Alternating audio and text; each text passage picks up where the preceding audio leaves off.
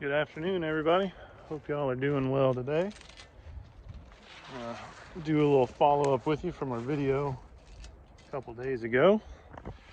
We never actually wound up filming, putting up the critter fence or putting in the irrigation. I had somebody with me that didn't want to be on camera, so to be respectful to them, we just didn't do a whole lot of filming. But I'm going to take you guys around today and show you a little bit of everything we did. We'll start here with the critter fence. So we got a 2-foot chicken wire coming 1 foot this way and then 1 foot up the U-post, T-post, all the way down through there. And that's all the way around the garden here.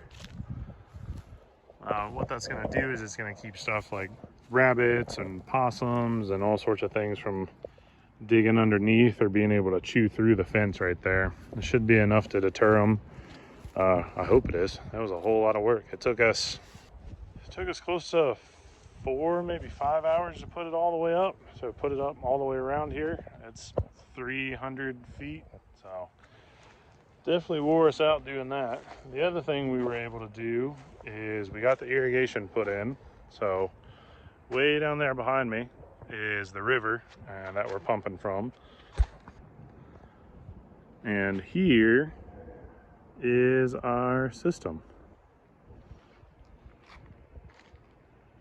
So we've got 8 overhead sprinklers here that we're gonna do. And each one of these is watering 1, 2, 3, 4, 5, 6 beds.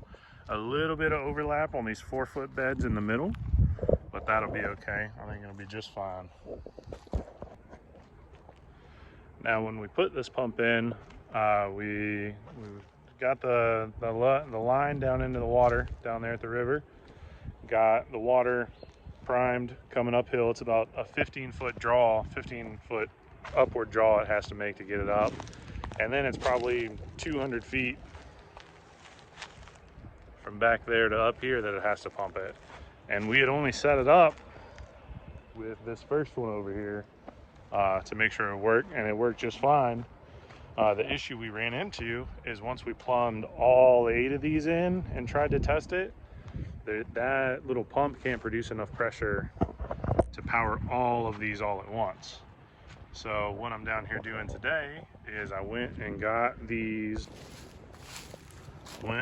some ball valves to act as little shutoffs, so we can run it in 4 sections. We'll run these 2 and water these 6 beds.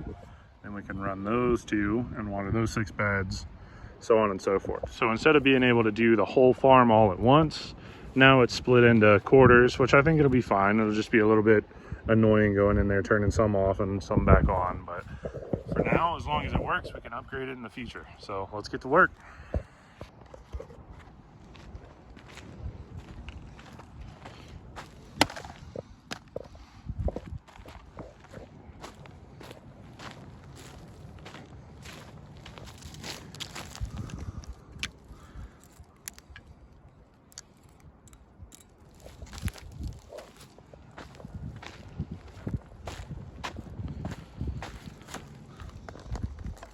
Alright, so we've got this line coming in, which is coming from down there at the river. We've got a T going this way to water this section. We've got a T going this way to water that section. If I was smarter, I would have just got like a cross section instead of having to do 2 T's, but you live and you learn. And it's the same way over there. So what we're gonna do, I'm gonna cut here, put a ball valve on, I'm gonna cut here, put a ball valve on, and then that's how we'll turn these sections on and off.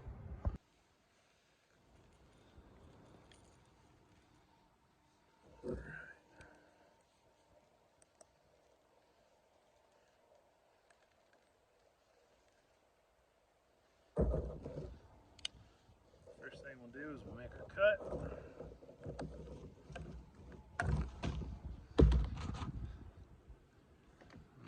Remember to slide our worm clamp up on there.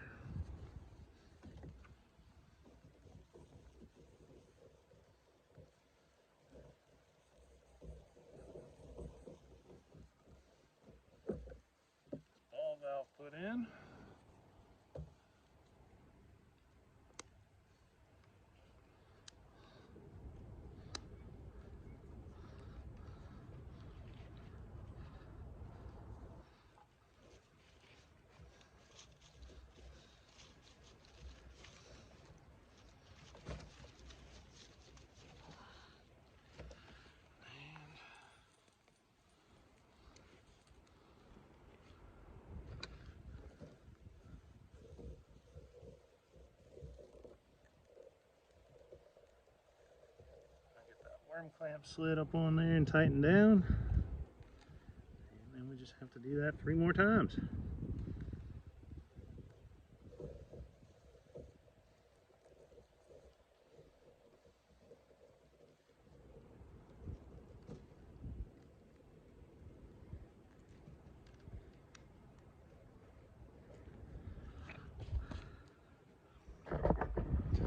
Alright, so I'm going to go ahead, do these other 3 like that, and then we'll check back in. We'll go down to the pump, turn it on, and see if this idea actually works. Fingers crossed it does. Alright, so that is all of those put in, all those ball valves. We're going to go down here now and turn the pump on and see what happens. So I left all those ball valves open for now just so I could show you how kind of weak the pressure is.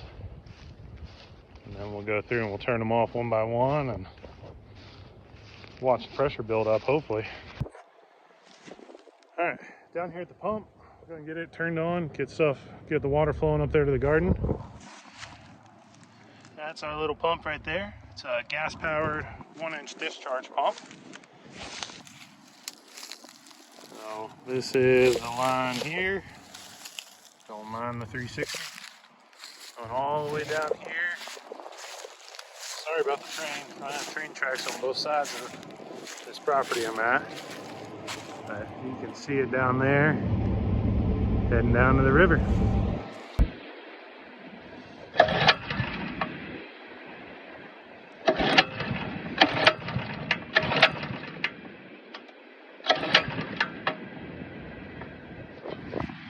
Works better when you turn it on.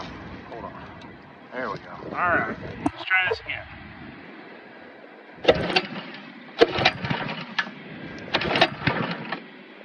She's trying. There we go.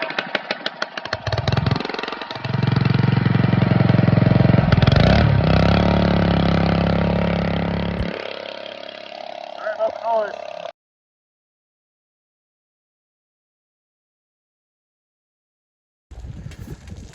Alright, so I know the lighting's not the best, so we're probably not going to be able to see how good or bad these are doing right now. But this wobbler is only slinging water out, I don't know, maybe 2 feet right now. Should be slinging them out closer to, I don't know, what is that, 8, 10 feet? So let's go turn these well, here you go. So from here to there, that's all it's spreading right now. So let's go turn these ball valves off and see how much more this pressure builds up.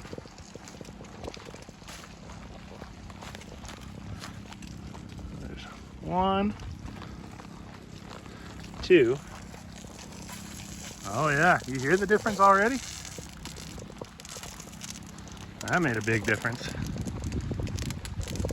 All right, let's turn this last one off and get out of here. There we go. That did the trick. Yeah, see now, it's spraying water all the way out here. That one. So it's a little inconvenient. It's gonna be a little inconvenient, like I said, going around turning all those on and off, but beats the heck out of buying another pump and running more line or getting a bigger pump and redoing all this. So like I said at the beginning, we're gonna make all this work. We're gonna worry about upgrading in the future. Be nice if I remember to stop putting you guys in the light, huh? All right, since I know that that works now, I'm gonna turn this pump back off. As you see, it's just bare soil right now. We don't have anything planted. We're getting ready to change that. So I'm gonna turn this pump back off for now so I don't get the soil wetter than it needs to be while I clean up these beds. We know the irrigation pump works. So now I'm gonna start prepping these beds and we're gonna do our first plantings of 2023. So I'll probably put you guys on time lapse while I rake all this stuff up, just get all this little bit of debris out of these beds and get them nice and flat, and I'll break out the seeder.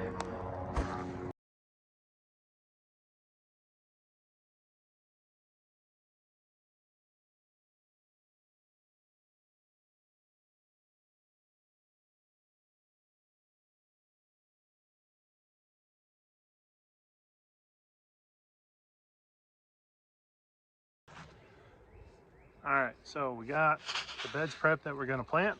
As you can hear, I've got some seeds with me. This first row I'm gonna do right here, we're gonna do beets, then probably carrots, and we'll fill in with some greens. So let's get going.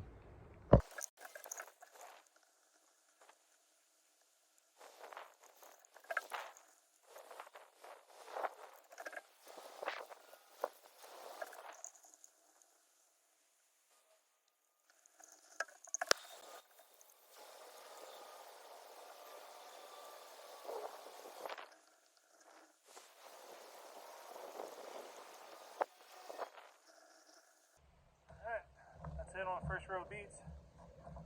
This is earthway cedar. It's a really good beginner's cedar. It's not too expensive. I think they're about $100 right now. It's a good entry point. Beats the heck out of a $400 Jang cedar, which we do plan on upgrading to eventually. But it also beats the heck out of hand planting all this stuff. So, earthway cedar, check it out. Next up, we've got some carrots. This variety is called Mokum. It is a hybrid, but it grows pretty quickly. It's 36 days to a baby carrot and 54 days to a full-size carrot. So we should have some ready either by the first week of market or maybe the second week of market. So excited about that. I love growing carrots.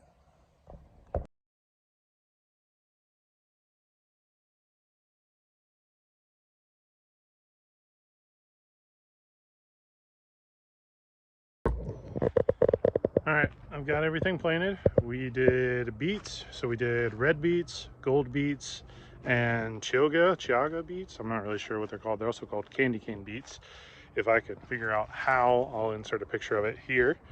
If not, enjoy me looking stupid for a second. I also planted carrots, which I told you about. What else did we do? I've already forgot.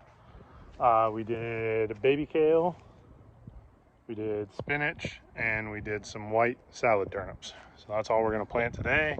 We'll come back this weekend. I'm gonna do some arugula and some radishes. Those are shorter days to maturity. So to avoid having them ready before we need them, that's why we're gonna plant them later.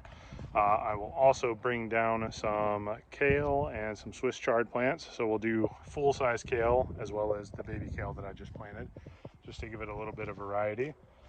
But I think what I'm gonna do for now is turn on the irrigation, get all this stuff, all these seeds watered in. And the last thing I'm gonna do is I'm gonna make a little cover, a row cover for this bed of carrots, just so that those seeds don't dry out.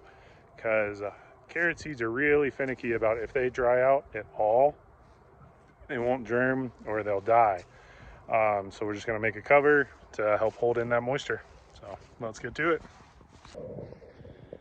All right, well, that's it with the irrigation. As you can see, we got that landscape fabric stretched out over the carrot bed. Again, that's just gonna help keep it from drying out so we don't lose those whole bed of carrots. I'll be back down here probably Friday. Today's Tuesday, so that's Wednesday, Thursday, Friday, 3 days, if my math's right. You know what they say about doing math on YouTube. We'll check back in, see how things are doing. So that's going to wrap it up here, guys. Be sure to like this video if you like this video. Go ahead and subscribe if you haven't already. And we are a small channel, so if you could share this with your friends, tell everybody about us, especially if you like what we're doing, that would be much appreciated. So I'll see you next time, guys. Later.